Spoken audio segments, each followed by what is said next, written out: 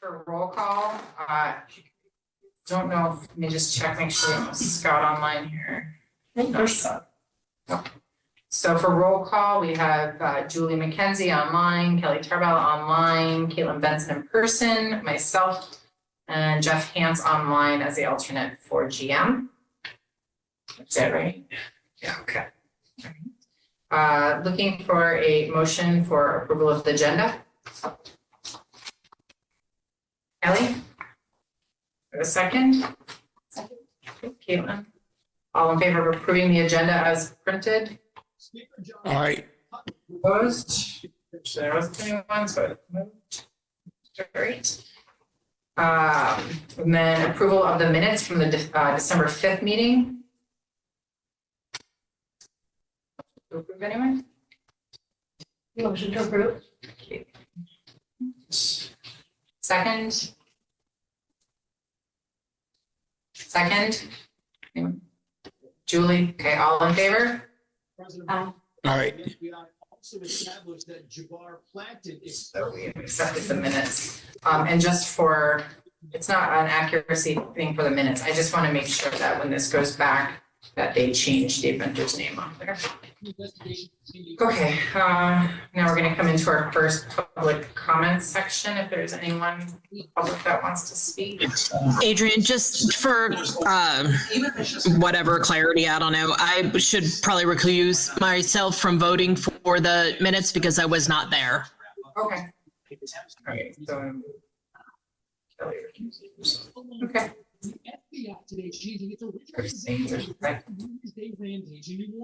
All right, so no public that I can see comments, so right through that, and that'll bring us to the superintendent's report.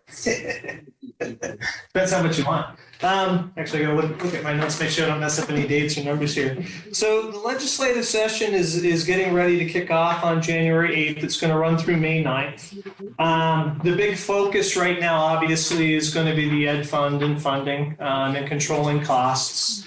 They don't have anything specific that they're talking about right now, other than, we've been hearing a little bit from the commission about what they're planning, but their information isn't due until the next legislative session.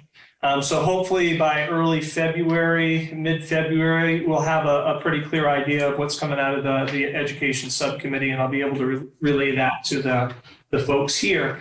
One of the things that has kind of caused problems in the past is, with good intent, the legislators often go in and they'll create a bunch of mandates every year that the schools have to carry out, but they focus on fixing or treating effects as opposed to going after the causes, and it ends up actually making things worse and things more costly.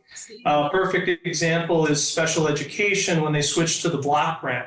Used to be that we would get reimbursements for our special education costs, and then what they did is they said, okay, we're going to give you a chunk of money that's based upon the number of students in your district. When they did that, most districts saw a significant cut in that funding.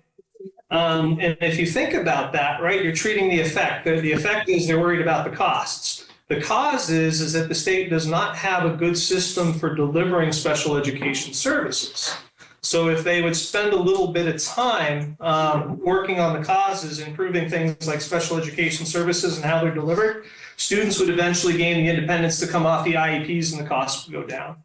And so there's a repeating pattern of them trying to do the right thing, but kind of going after the wrong thing when they do. So I worry a little bit about that, especially after last year. Last year's implementation of student weights kind of reset the base education rate. And it's had a strong impact, as we know, right? We saw that last year with all the budgets that went down. But that was a massive change that's probably going to take 3 to 5 years for all the districts to be able to settle in for what it really means, which is why they had a 5-year threshold to allow districts time to adjust to the changes that they're going to occur. So we're going to be impacted again this year, and Ludlow Mount Holly knows this, because of those changes that we're facing. And it's going to be challenging. And so if folks out there are listening, I'm going to recommend that as we have the open forums, this month if you get a chance to come in and we can talk about budget so people really understand what's going on. So hopefully we can get our budgets passed. Ludlow Mount Holly, they were really affected. They had a reduction in the number of students receiving free and reduced lunches. So they didn't lose the students. The students are no longer receiving free and reduced lunch. Because that is weighted, we lost the weighting money.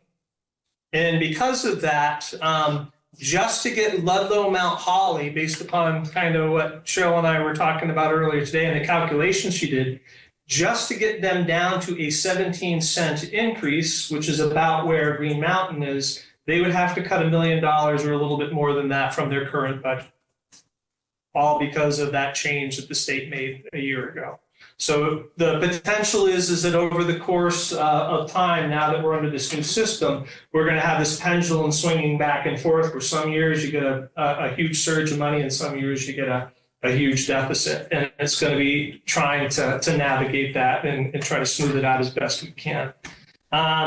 Green Mountain is going to see a greater than normal increase, but their increase is going to be in line with about what's happening around the rest of the state, which is a 15 to 17 cent increase in terms of the tax rates. Kind of it for the overview of the budget before we talk about the presentation for TRSU a little bit later. District work, we're kind of at the mid-year point. So we're at the mid-year point of the evaluation and supervision cycles. So one of the things the administrative team will be working on, especially the principals, is reviewing their goals and kind of where they are at relative to those in terms of the continuous improvement plan, and then adjusting as needed to try to make sure that we're achieving what we can this year. The same is true for the teaching staff that are on cycle. And a couple of other things that are happening around the district. Cheryl's been working really hard on a program called Red Rover, because we've been having trouble keeping substitute teaching coordinators, the people who call the subs in the morning, keeping them with us and being able to do that work. So Red Rover is actually an automated system for that. And it's also going to replace some of the payroll functions that we have in terms of people submitting their hours for payroll. We've created a protocol and did a little training for the mass messages that go out to the community, just to make sure that we're reaching as many people as we can. And as part of this, the tech team did a really good job. They set things up so that we could also do text messages. Only problem with the text messages is it's limited to like 137 characters. So that they're never very long. And so it's going to take us a little practice. So I ask for the community's patience in that, to be able to get out an effective message that's, only about 12 to 15 words. The data teams, I've had an opportunity to go around to most of the schools and sit on the data teams that have been set up and are working, and they're doing superb work. They come in, they take a look at the assessment data that's coming from our internal assessments and seeing how the students are performing and what they're currently being taught. The teachers find out what their weaknesses are, they put a plan together, and they go back and they work directly with those students to fill in whatever gaps or whatever needs that they have. One of the things that we're going to start talking in a little bit more detail about is kind of enhancing that program a little bit, is because there's good data there. There's enough data that with a little thought, we can use it to change classroom practice, right?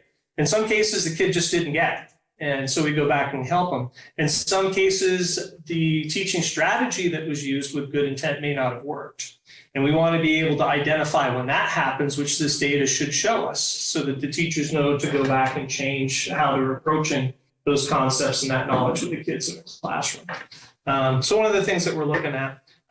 They've also were some discussions at the last administrative meeting about collection and analyzing our discipline data and trying to make that a little bit more consistent across the buildings. Like 2 of the elementary schools have a program called SWIS that goes along with their PBIS systems, and one does not.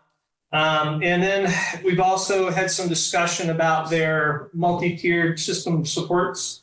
MLSS here, they seem to have pretty good systems that are set up in each building. It's just not as consistent as it could be. And then there does not seem to be a lot that's down in writing and handbooks. And so we're going to work on that through the end of the year to get that up and running.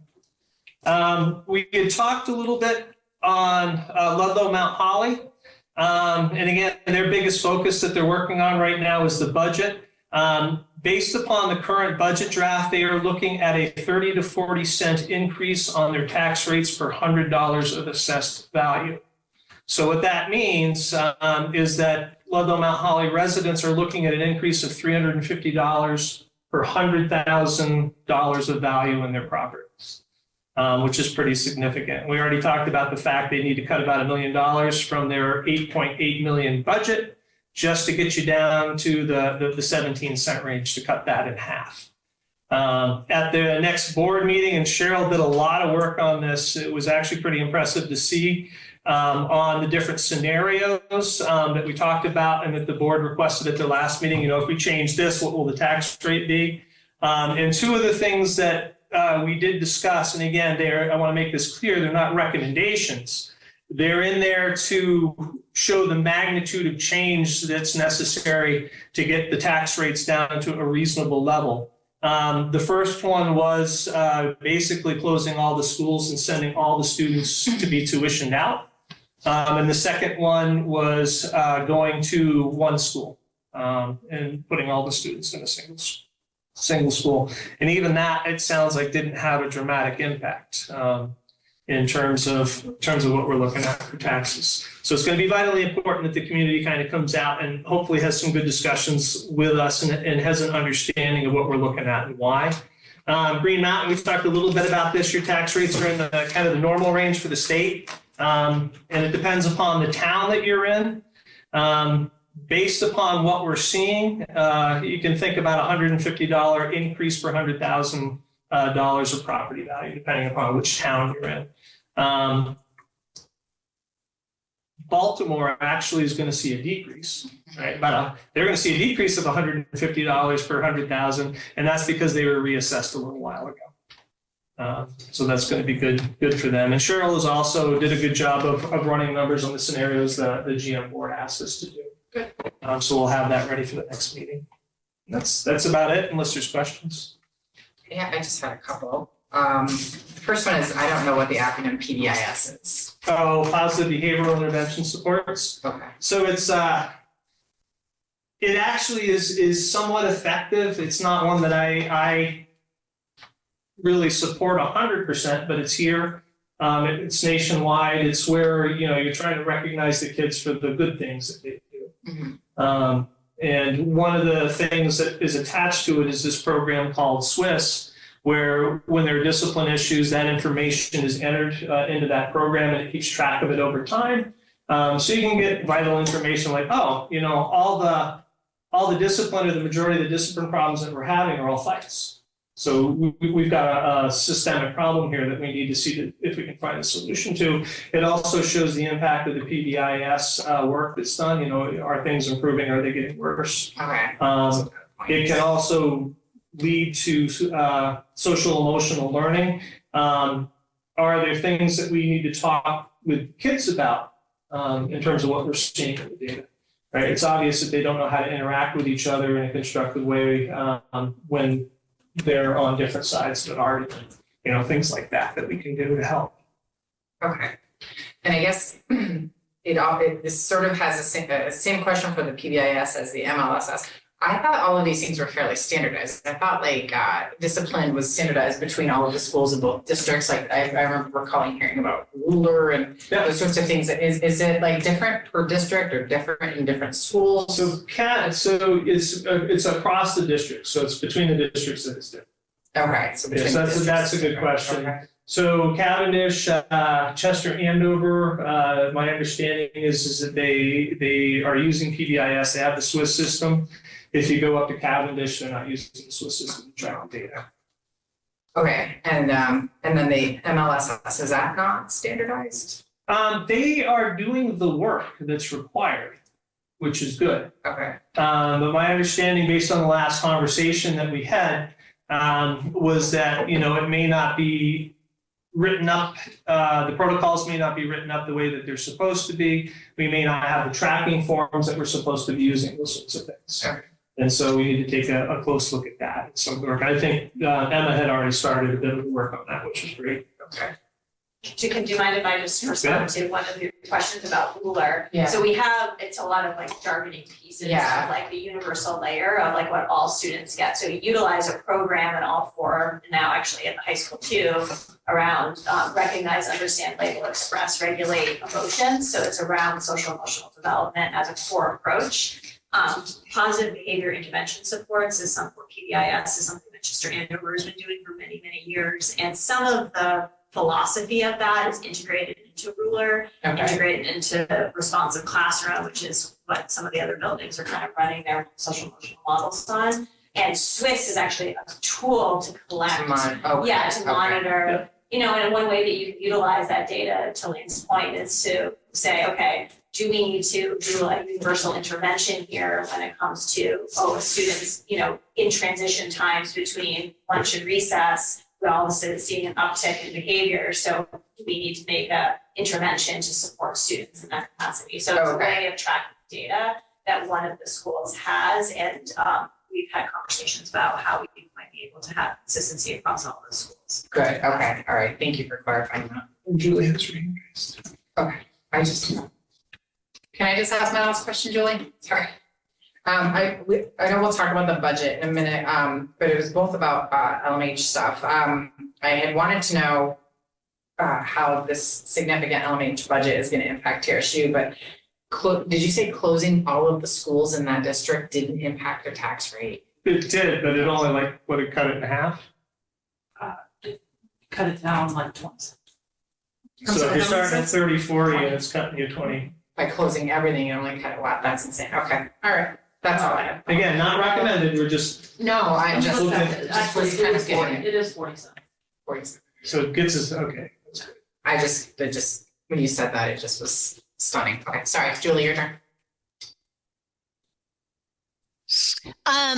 When Lane, when you were talking about the legislative action that you've been paying attention to at the top of your comments, you mentioned one of your observations is that the legislature tends to treat the symptom and not the cause. And I'm curious what your diagnosis is about the root cause of the sort of mushrooming special education costs. Like what do you think is at the root cause of that?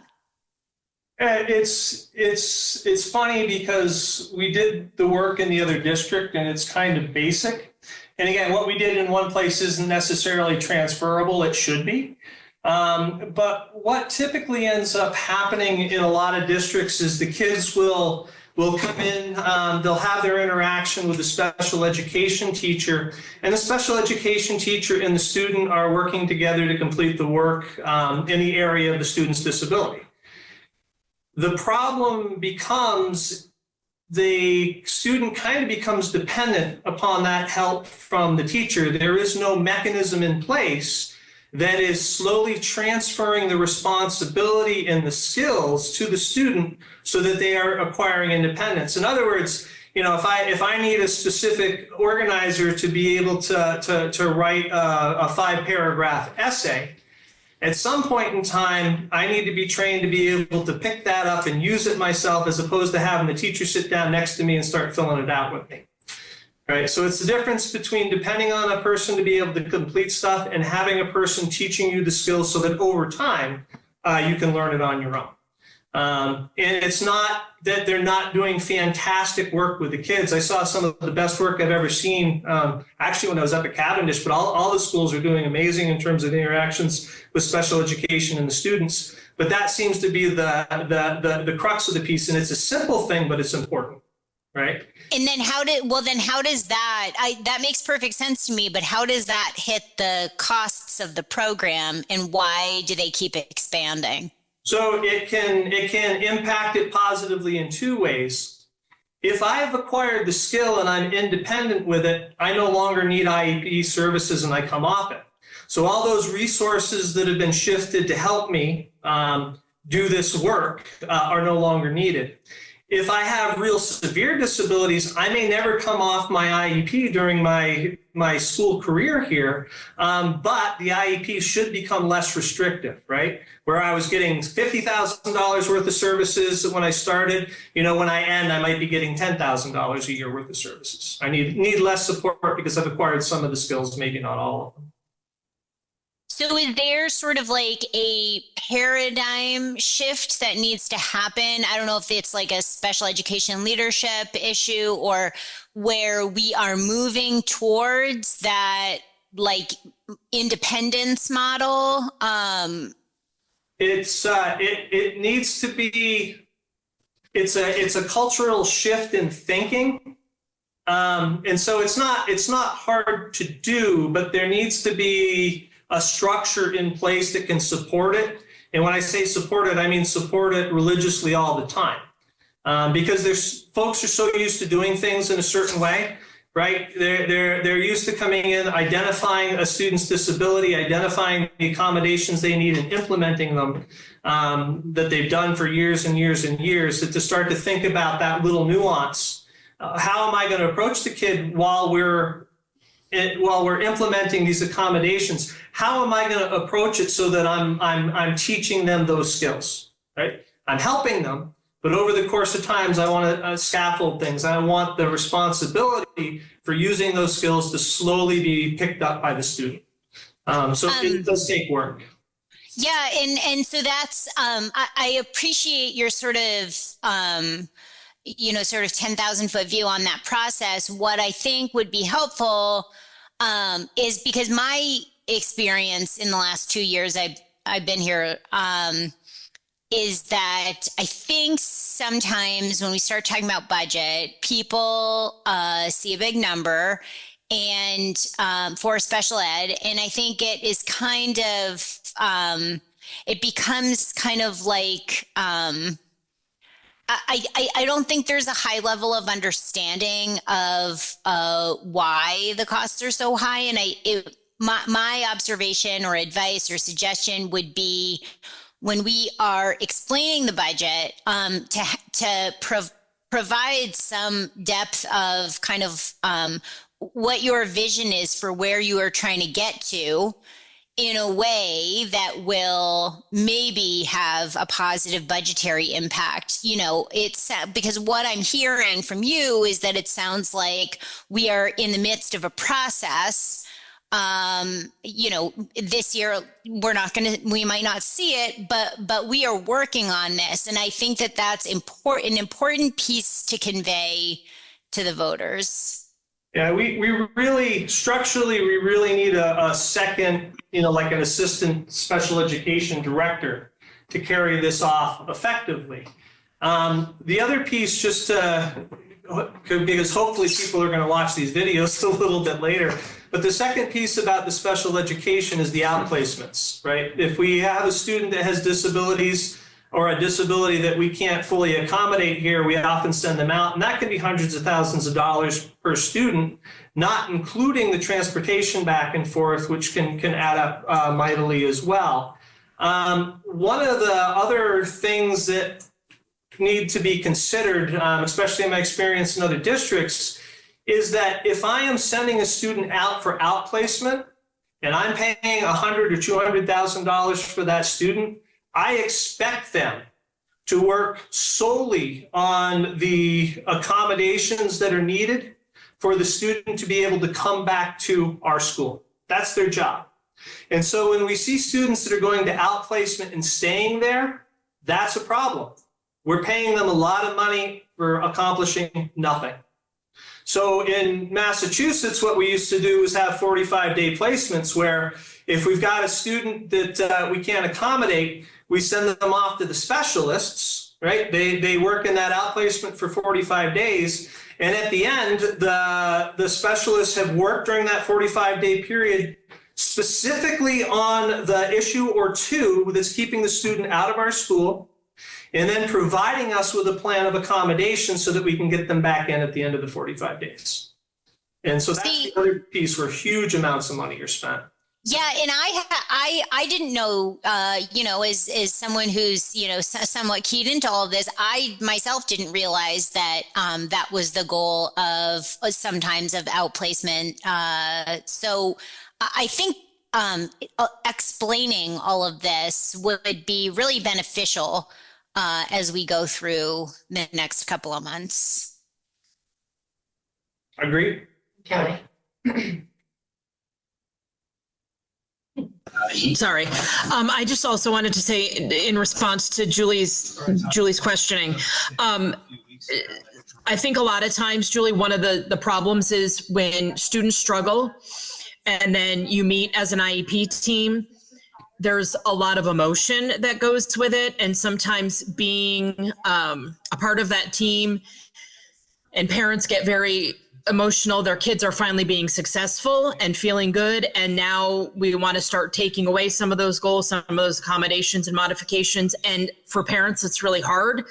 And I think the state has pushed in the last 3 or 4 years, maybe since COVID, to really have a stronger LEA in place at each school, which is the LEA is the person who's really sort of monitoring the purse strings, if you will, and really making sure that students are celebrating when they're moving onward. And I think that's an important message for people to hear, that we don't want kids on IEPs forever.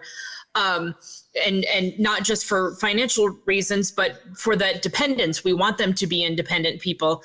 But it's not always easy when you're sitting in those meetings and parents are finally feeling like their kid is being successful. And now you want to start taking what they're holding as the glue that's keeping them successful. So I think the state is working at that level as well. Thank you. Any other questions for Lane on the superintendent's report? One. So now Todd, TRSU facilities report. Okay, Happy New Year, everybody. Welcome back. Well, for us anyways, long break. Nothing, no large budgetary impacts to any of your schools, which is good news. At GM, the state has approved some more source testing. So Harper's going to be doing some more source PCB testing coming up. I did talk with the DEC and they are willing to meet with the GM board. So I'll set that up with Lane and they're going to come in person, actually not in Zoom, but come in person I think it's time for them to update our school board. I'm sure they would be willing to do it with a TRSU board as well. If you thought that was a good idea, but they will come and talk with the GM board. Chester Hindover, Cheryl's been talking with FEMA. They're our local liaison, state liaison, I should say, is going to talk with the GM board as well over that project. So that'll be good because sometimes Cheryl and I aren't quite sure which direction that's going. It's going in a direction, but we're not sure which one. Mount Holly, the building management system will be finalized here soon with the boiler project. That's the last little bit of that major project, and that'll be done. Cavendish and Ludlow, nothing to report there. Everything's in good shape. So overall, your schools are right on track. Any questions for Todd? Todd, the only thing I didn't hear who were you going to have come talk to GM about the PCBs? The Department of Environmental Conservation, DEC. Oh. Yep. All right. Thank you. Yep. All right. If there's no questions for Todd, we can move on to curriculum director's report. We're going to talk about the new hire, and then I didn't know if there was an update. Yeah, a little bit. Emma being the planner that she is, pretty much has most of the work laid out for the remainder of the year. So that was really exceptional on her part. And so it's just a matter of us kind of following through and making sure that it happens. So we talked a little bit about this, I think it was last month, may not have been at this board meeting, but Emma and Julie talked with me. They We're great in identifying, who is the most knowledgeable about each of the components of the curriculum. Work that's been going on so that the staff know who to go and talk to. In addition, we have the mentoring program where we have teachers that mentor the new teachers. That is being handled by the principals right now. They've got oversight of that. But our hope is to have a new curriculum director in place on January 7th who can pick all these things up and run with them. So the person, and again, I was recused from this. I'll say why in a couple of minutes, and Emma might want to jump in, you don't have to. But the person that the search committee put forward was Louisa Millington. She is not a relative. Her husband may be, but it's not a part of the family that the Millingtons from the north, which is what I'm from, have ever interacted with. She has a doctorate. She has several degrees, several advanced certificates. She was a curriculum director for a number of years, a principal. She teaches at the college level. It looks like the hope is that she can come in with the experience and be able to pick things up right in the middle, which is a difficult thing to do in any school year. Her references were stellar. I heard back from all three. And so I have no reservations, but I don't know if there's anything you want to add. Yeah, I think she comes, I think we're very fortunate to have a candidate that has this much experience, that just jumped on the opportunity and has experience in Vermont for many, many years. So we're really excited to work with this candidate. Were you part of the committee? I was part of it. And so in conversations with her, you felt like she could pick up exactly what you've been doing and run with it? Does anybody have any questions for Elaine or Emma or about Lisa? Discussion? The only thing that I wanted to ask, and maybe Julie, you can keep me in line about this because I don't know if it's like HR sort of stuff. Just in reading her cover sheet, it talks about due to urgent family needs, relocating from St. Jay down to a family property, it looks like in Manchester. The only thing that two things that kind of popped up for me was one, that's quite a commute. I don't know what that dynamic would be. And, so that made me kind of worry a little bit about longevity in the position. So I don't know if that was talked about or addressed. Just because, having lost Emma pretty quick into the position, and then if we brought someone else, then they're like, wow, I can't do this. Because that was the only thing that jumped out. The rest of her CV was super impressive. I spoke with her, I don't remember when it was last week, just to kind of check into outline for her, kind of what benefits would be and what the salary range was. We talked a little bit about that. She's actually doing the drive from Manchester to St. Jay. Right, every day now. So this will be a significant reduction. My recollection is that, and I went through this myself, it's elderly parents that need to be taken care of. Oh, I mean, I don't need Her- to reason. I just was worried about the Yeah, longevity of being able to do that. The Manchester trip is about the same as mine at this point in time, which actually I've been finding, it sucks some time out of the day, right? Especially when you get home at night, but it hasn't been bad. So she sounded very, very interested. And again, it's interim, right, through at least April 15th. And if Emma decides that she wants to stay in the principal role or transition back. But if April 15th goes and Emma's happy in the principal position and, over the course of time, we're happy with Louisa, then I would come back to the board and ask to make it permanent. And just to clarify, it's June 30th, June 30th, okay. right? I think it's June 30th. I don't remember. Well, that's the question. Is it through June would she be here through till June? Oh, 30th? she'll be here through the end of the school year on the interim piece. So the contract that you potentially would be voting for tonight is through the remainder of this school year. It's the only question I had. Any other questions or thoughts? No? I thought at the beginning you said you were recusing, but it sounded like it wouldn't be is that a conflict under the relationship you described, a conflict under the district's ethics policy? It sounded quite attenuated to me.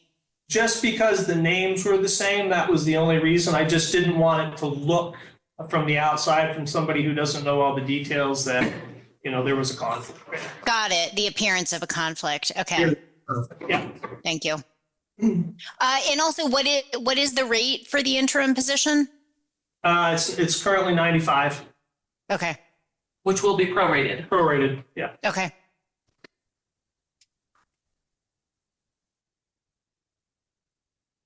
Any other questions? I was just going to say, I'll make a motion that we hire Louisa Millington for the interim curriculum coordinator, through June 30th. Is there a second? Mr. Mayor, Julie, second. Okay. All right, all in favor of the motion on the table? All right. the latest in the House Speaker. Anyone opposed? So no? All right, so it's approved. Okay.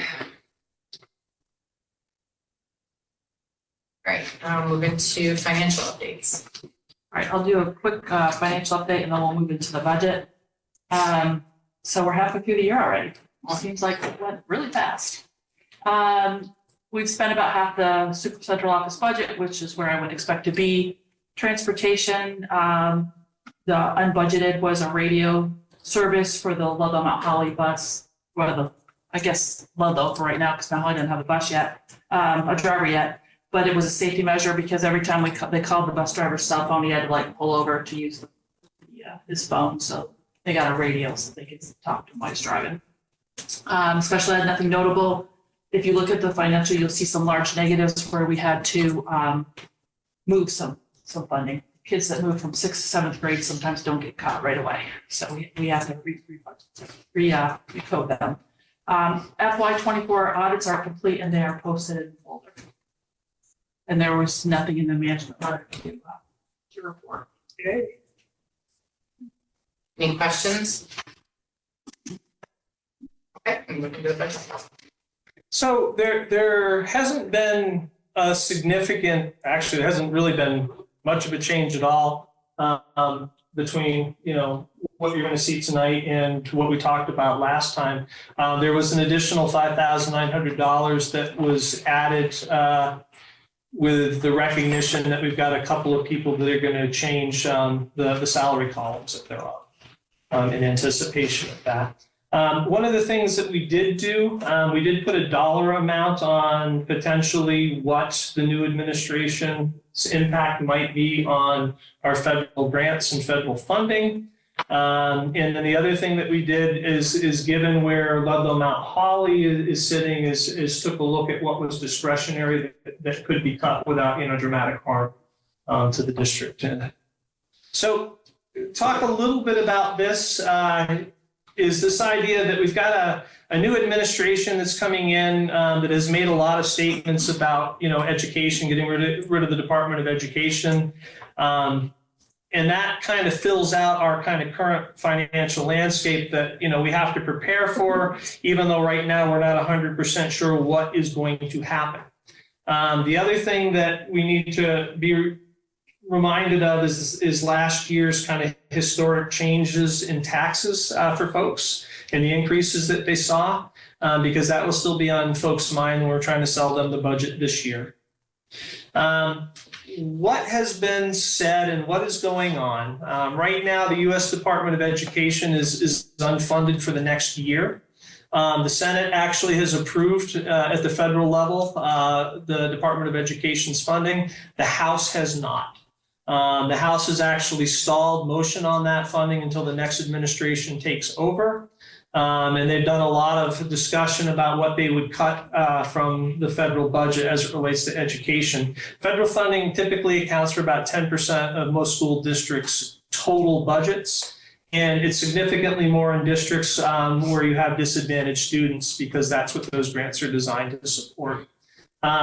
The House has put together a potential bill that it is sitting on and potentially going to put forth to hopefully get it passed. And what it's looking at is reducing Title I funds by 25%.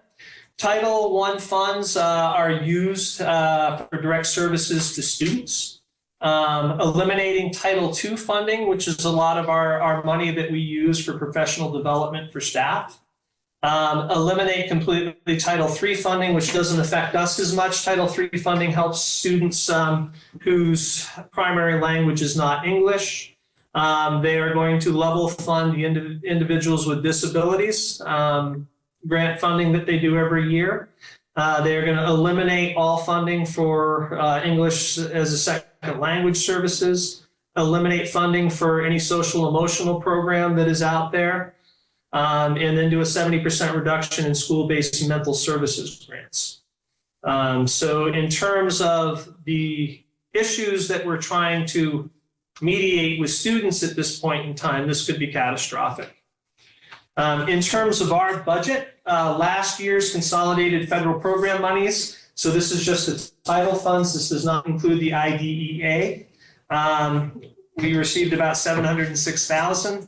If this bill passes from the House, we're going to see a reduction of a little over $250,000 in our budgets in support of our neediest students. Budget changes, central office, like I said, there's not much that's changed since the last time we looked at these slides, except for that 5,900 for column movement. The things that I had put in green are what I would call discretionary, right? There's mandatory stuff, right? We're in a contract, we're guaranteeing health insurance for the staff. So if the health insurance goes up, we have to pay for that difference. But we also have things that we've added in that are nice to have, but are not 100% imperative. And so those are things that we can call discretionary. Red Rover is discretionary. It's that new software package that we talked about for substitute teachers. The $12,000 for content curriculum, the $2,500 for ALICE training, which is our emergency training for school shootings. $500 in in-service supplies could go. The other thing that could be reduced is $53,000. We were looking at bringing in a new bus driver, having a 7th bus driver so that we always have a substitute, so that both districts would have more consistent services. In terms of special education, this is pretty much all mandatory. Mary actually did some really good work. She was taking a look at the number of students that would be going to outplacement next year, realized the dramatic increase that would cost the district, and is in the process of developing 2 programs at the high school to bring those students back and provide them the services here. And so you see that under the new programs. We kind of had talked about this last time. You know, you've got about $370,000 to set those up. But the savings is close to a little over $700,000, $750,000 because of it. So significant savings there in terms of the work that she's doing. But again, the increase from central office and from TRSU is primarily due to special education costs going up. Kind of the same as last time. The year that we're in right now, it's a $10 million budget. 7 million, a little bit more than that, is geared towards special education. The proposed budget is about 11 million, almost 12. So we're looking at a change of 1.3 million, an increase. We could cut that $74,958 in discretionary funding to try to help Ludlow Mount Holly, but I'm not sure it's going to have much of an impact. And that's it, unless there's questions. Like I said, I apologize for rushing through it. It's things that folks have seen a couple times. Anybody have any questions? Anybody's hands are up? Let me see. I gotta see. Let me stop the share. Oh, I don't see any hands. I had asked this question at the last meeting. So if we're looking at the potential of like a $250,000 reduction because of federal funding potentially being gone, does that also reduce the level of regulation we have? I mean, does that open us up to, so they'll still hold us to the same federal regulations, but we won't be getting their funds? Yeah, there's usually anything that's highly federally required. Yeah. We have to do out of the regular budget. Like you're not going to pay for special education services out of title funding because there's a federal requirement that you provide them to students, and you don't know if grant funding is going to come in every year. So it would be risky at best, to be paying them out of these grant funds. Typically, the title funding, it's kind of like the weighting that the states did. It's additional funding to help disadvantaged students. Students that require a little bit more in terms of resources to be able to compete with their regular peers. It's probably the best way to describe it. What percentage of our funding is from grants currently? Oh, It's close to the 10%, I think that's not. okay. But that also, like, we have 21C in addition to the 21st Century Grant, which is the after-school program. Ooh, that one's guaranteed for what, 4 more years? Yeah. Okay, so our regulation, what we're regulated will not change, even though it's potentially some. Well, the rules that you have to follow, it doesn't matter how much grant money you get, you have to follow the rules. Yeah. I just didn't know if it was going to open up some wiggle room and things that we're able to get creative with some stuff. No, it's like I said, this is to help out in addition to what you can kind of do yourselves, especially for like I said, students that are disadvantaged. All right. Okay. Any other questions? All right. We can move into old business. So we had tabled voting on bringing policy governance in at the TRSU level. Julie, you said you were gonna have, and Kelly, I don't know, you guys had the discussion, any discussion about what Mount Holly to bring back? Is there any update on that? As I recall, and Katie and Julie can correct me if I'm wrong, we did discuss it, and at this point, we thought we had different priorities that we wanted to focus on, and wanted to sort of see how the TRSU transition went, and then we would revisit the question later. So from the Mount Holly aspect, though, you don't object to it being brought forth at the TRSU level. That I thought was going to be. I don't think our board was moved one way or the other for the TRSU board. It's just not something we personally at our board wanted to tackle at this moment. Julie and Katie, is that the way you recalled it as well? I don't want to speak for everybody. No, that's fine. We didn't take a vote on, there was some back and forth on it.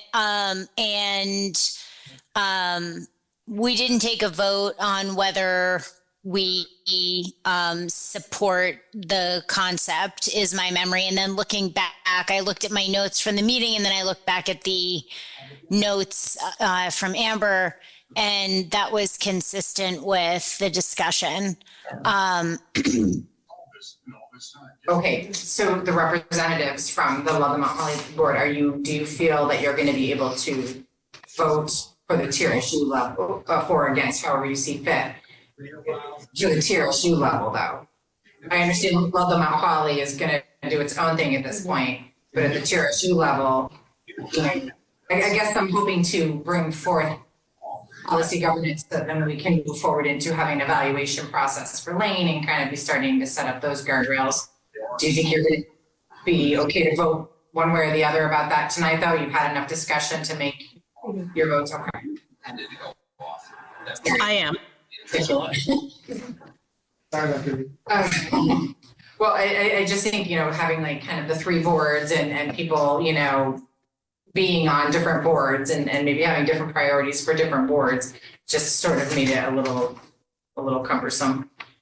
Does anybody have anything to talk about in regards to bringing this vote right now? Questions, thoughts? No? Okay. All right. Adrian, do we want to wait until we have a full board? We can. I mean, I don't know if it'll change the outcome or not, but I know how I'm going to vote, but I don't know how the other 2 Green Mountain board members or the other Green Mountain board member may vote. It's up to you guys if we want to delay another month. How do people feel? I guess personally, I would ask,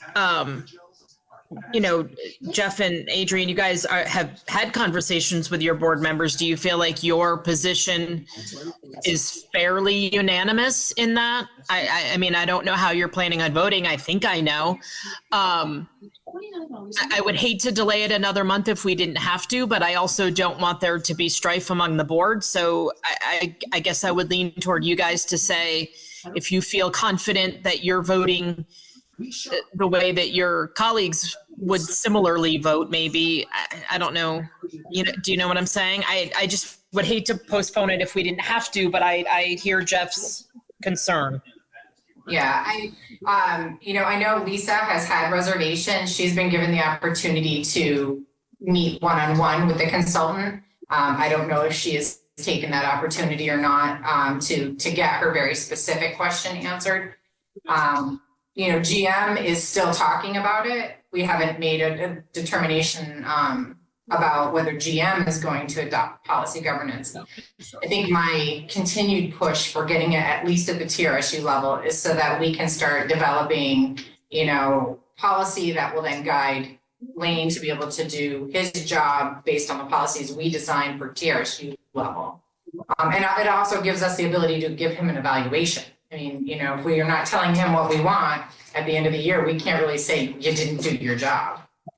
So that's my push at this level. The individual boards still have not, and we've already talked about it. If LMH decides that they don't want to do it, but GM does, that can still happen. But at the TRSU level, we're the ones that evaluate Lane.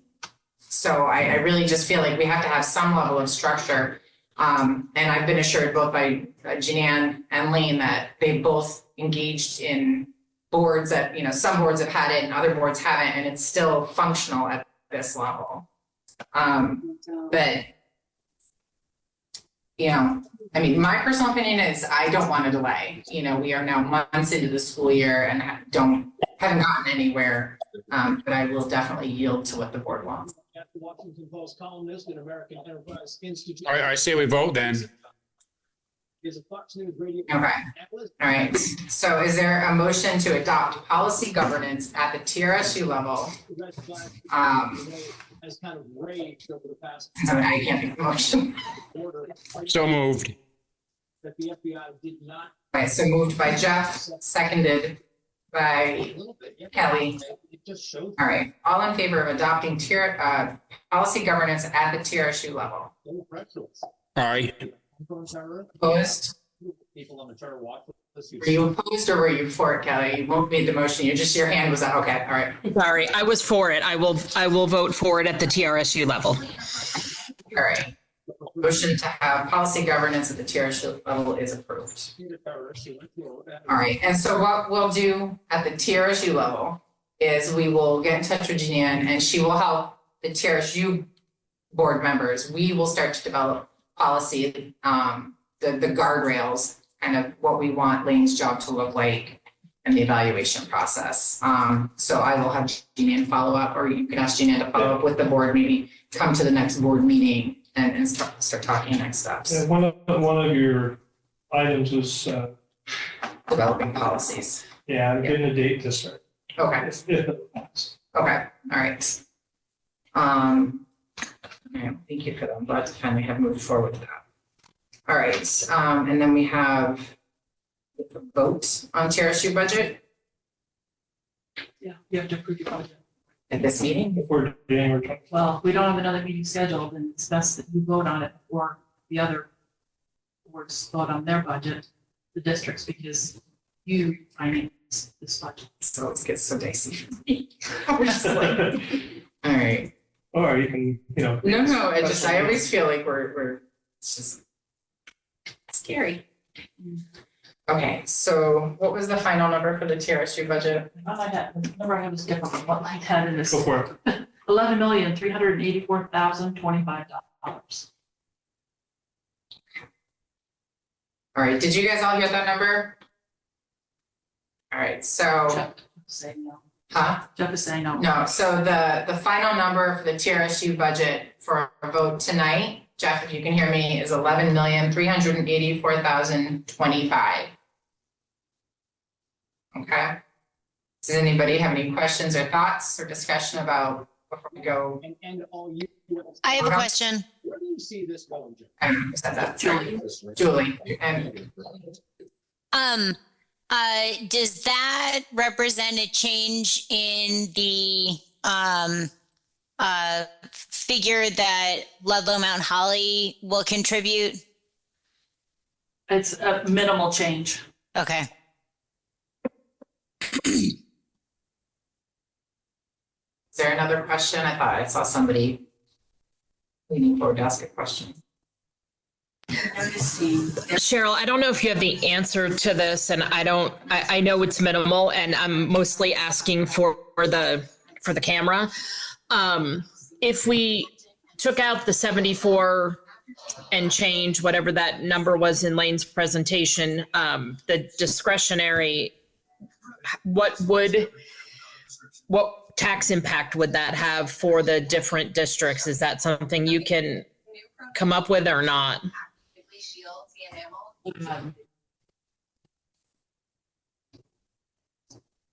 Give me 1 second. So the central office and transportation.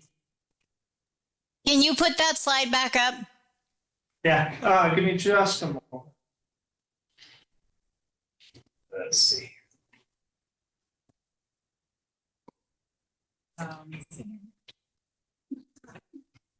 Just because you're talking money, you're getting. Yeah. Let's all go central.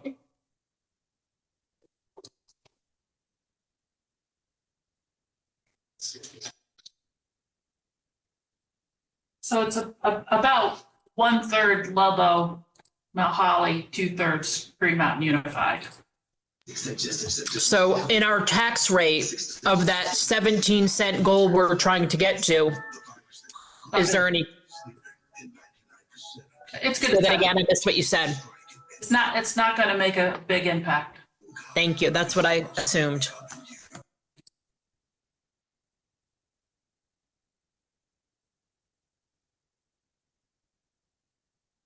And the 3,800 for the audit, that 3,800 has to stay, so that wasn't a part of the 74, yeah. That's why I ignored it the first time through. So it was this, and then it was the reduction not getting the bus driver as well. Yeah, if you think, so 74,000 compared to 11 million is 0.05 of a percentage point. So it's an incredibly small amount. Julie, was that what you were looking for? Thanks. Are there any other questions or discussions? How are they gonna get Donald Trump's agenda in the first 100 days without? If not, move for a motion to approve the budget at $11,384,025. Because they also need to certify the election. I'll move to approve it. We already had that. Oh. You already have a motion on the table? No? No, we didn't get to the motion part. There was two questions. I was asking and then they asked the questions. Okay, so Jeff has moved and Kelly seconded. So all in favor of approving the TRSU budget? Aye. No one's opposed. TRSU budget. I do think Donald Trump's endorsement should buck up a lot of Republicans. Okay, and then the next order of business was the limited school transfer program. Yeah, this is a policy that the board has that allows students to transfer between the two districts. It's supposed to be reviewed yearly. Ludlow Mount Holly has been working on it. So basically what I did, based upon the discussions with Ludlow Mount Holly, is I've gone through and highlighted where the changes have occurred. Most of the changes were just clarity changes. They were not substantive in any way. The only piece that is substantive was the addition of Article 11, hardship placements. And it's important to recognize that this is for transfers within a district, not between. So like to go from Cavendish to Chester Andover, but not to go from Cavendish to Mount Holly. Okay. Okay. And the reason that this may be beneficial is there are times when students have needs that can be better served in one building over another. There are also special circumstances, right? The hardships that come up, like a parent loses their apartment in Mount Holly, but is able to get one in Ludlow, and their student's a fifth grader in Mount Holly. Do we really want to make the student change to Ludlow Elementary? So it allows accommodation for those things. The principals would be the ones that would be making those decisions once the request was received. If the parents are unhappy with that decision, they can appeal it to the superintendent, and that decision would be final.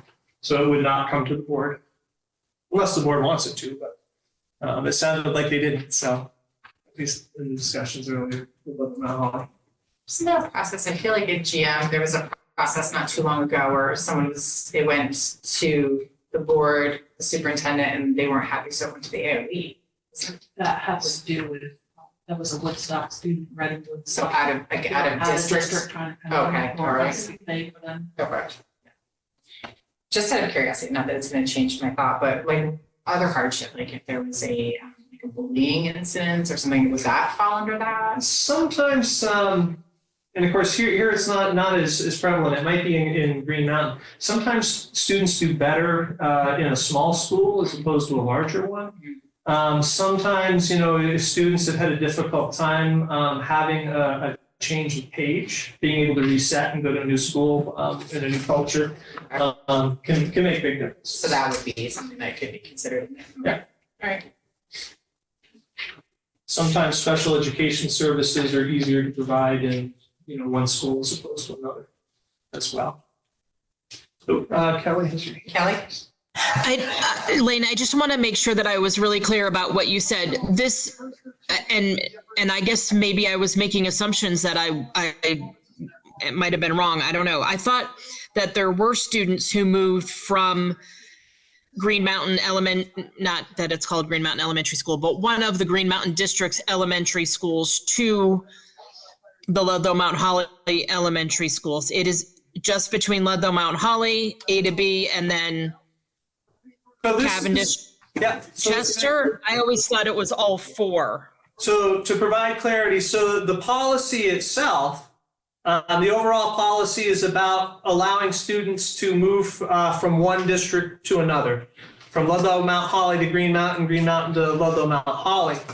The only substantive change was adding in another layer where within a district, a student, if there's a hardship, could change between schools, like to go from Ludlow to Mount Holly. Right. Okay. So you were that's already been happening. You were just making it more clear. And okay. Thank you. That makes sense now. I do think that's part of the Articles of Agreement for Ludlow Mount Holly. I don't know about Green Mountain. We just need a good protocol and policy. Yeah. Any other questions? And then I have a quick question in regards to, would the hardship be included in the total number of 6 students? It wouldn't impact, because if a student moves between schools in a district, then there's no exchange of money that's needed, right? Because it's paid at the district. What the 6 students would be district. The six students that are going from district to district, that could be a different story. If it's an even exchange, right? If it's 3 going here and 3 going there's no need to do any work. It's an even exchange. If there's an odd number of students going to one district compared to the other, then you would charge, what is it, half an ADM? Yeah. And that was one of the changes here, is why make her go through the work of doing half ADMs when it's an even exchange. Does it say ADM or does it say? I can find it. While you're at it, could you say what ADM is? Oh, The average daily number. Okay. I'm so acronym out. yeah, no, I don't blame you. And it's good that you're reminding us, because folks probably won't know either. Well, and then the public for sure. Yep. Okay. Any other questions, discussion? No. All right. Motion to approve? Ellie? Wait, what's this? Wait. Oh, second read. What Was this a, is this a This first? is action. This is the second. It is a second, okay, all right. Excuse me, so motion to approve, all right, so Kelly. So Kelly's made the motion, is there a second? All right. I will make the motion if we are ready to do it. Yes, I will make the motion to approve the, what's the title of that document? Limited school. Internal school transfer, sorry, yep. Second back, is it? This is the last meeting, December. Let me take. Elementary. I just want to make sure that. I may be confused because we've done it twice at the Green Mountain and Ludlow Mount Holly. In our minutes, I just want to make sure. So, Well, you could. Adrian, I just pulled it up. It's, the document is called internal school transfer, but on the document itself, it's called Elementary Limited School Transfer Program. Yeah. Okay, but we. I will motion that we adopt the Elementary Limited School Transfer Program as amended by Lane. If, and I would add if, this is the second read. Yeah, that's what I'm just trying to verify, is that we're not. Oh. I don't see it on December. Yeah, Okay, so then this is the first. I apologize. so it's the first at the TRSU, but it was brought forth At both Green Mountain and, as a, yeah, LMU is so second. this would be the second then. Why would it be TRSU first and the boards had it? Ludlow Mount Holly was working on it first. Okay, And so Ludlow Mount Holly was the first to vote. We talked with Green Mountain about it as well. And now we're bringing it to that. So did I do it out of order? Adrian, the problem was that we, in the last 2 or 3 years, in the spring, this comes up and the board of Ludlow Mount Holly has had to settle some, I don't want to call them disputes, but some hardship cases we had to hear, and we sort of became the judge and jury about it. And that felt very uncomfortable and awkward for us. And we asked Lane to sort of look at it and tighten up the language. So maybe it was a little bit out of order, but that's probably why it went to Ludlow first. oh wait, no, that's fine, what I didn't want to do is have somebody double check it and say, wait a minute, this didn't go through a first read, but then I got even more confused when you said the board, the boards themselves, so usually it is the order like TRSU, then it goes to the boards and it goes back, and so, okay, so this is a first read for TRSU, so, all right.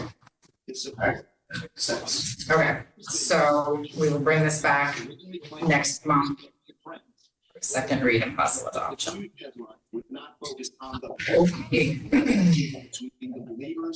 Note of that, so I don't miss that.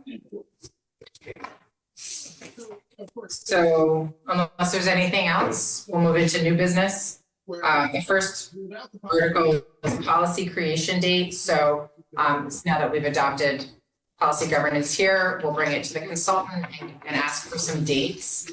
And I guess bring those dates back, or can we ask Janine to maybe come to the next meeting and have a discussion? Yeah. Okay, Whatever's easiest for folks. does that work for everybody? Okay, I would find a discussion about process, like implementation process, helpful. I agree. Okay, so implementation process discussion with Janine. Janine. Okay, anybody okay with that before I move on? So then the next order of business is negotiation update. So the parties for both the teachers' contract and for Ludlow Mount Holly support staff had met. They agreed to ground rules and they set the future meeting dates. The teachers, the next time they will meet is on January 7th. And the Ludlow Mount Holly support staff will meet on January 14th. And that's when the real negotiations will begin. Any questions about that? All right, then we'll move into our second public comment. Fine, roll. No public. Okay, so our next TRSU meeting date will be February 6th at Ludlow Mount Holly, or I'm sorry, Ludlow Elementary.